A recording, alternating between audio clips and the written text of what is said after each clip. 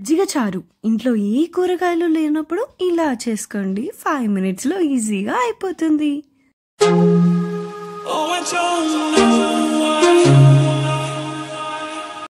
Guys welcome back to our channel Sanas hashtag. So ఈ రోజు అయితే నేను మజ్జిగ చారు ఎలా చేయాలో చూపించేస్తున్నాను. ఒక 3 tablespoons ఆయిల్ వేసుకొని దానిలో పచ్చెనగపప్పు అండ్ ఆవాలు 1/2 spoon వేసుకోండి 2. తర్వాత మనం జీలకర్ర వేసుకోవాలి, ఇది కూడా ఒక 1/2 spoon వేసుకోండి. తర్వాత ఎండుమిరపకాయలు వేసుకోవాలి, ఒక 2 ఎండుమిరపకాయలు చిన్నగా ఇలా తుంచేసి వేసుకోండి. తర్వాత కరివేపాకు వేసుకోండి, ఇది వేసుకున్నప్పుడు మాత్రం కొంచెం దూరం వెళ్ళండి ఎందుకంటే అది పేలుతుంది కాబట్టి మన చేతులు కాలిపోతాయి అన్నమాట. తర్వాత కొంచెం వేగిన తర్వాత ఒక 1/2 spoon పసుపు వేసుకోండి, పసుపు కొంచెం ఎక్కువైనా కూడా పర్లేదు, మన హెల్త్కి మంచిదే అన్నమాట.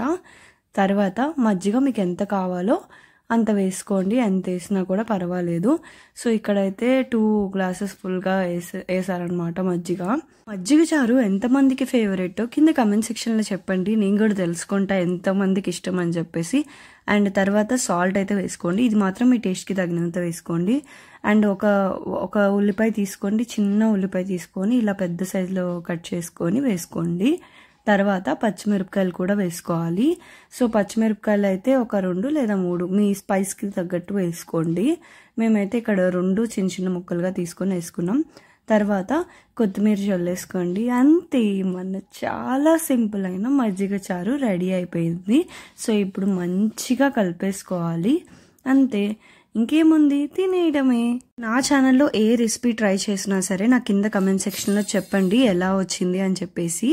ఓకేనా, bye.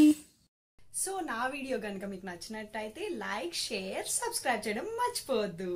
So don't forget to subscribe.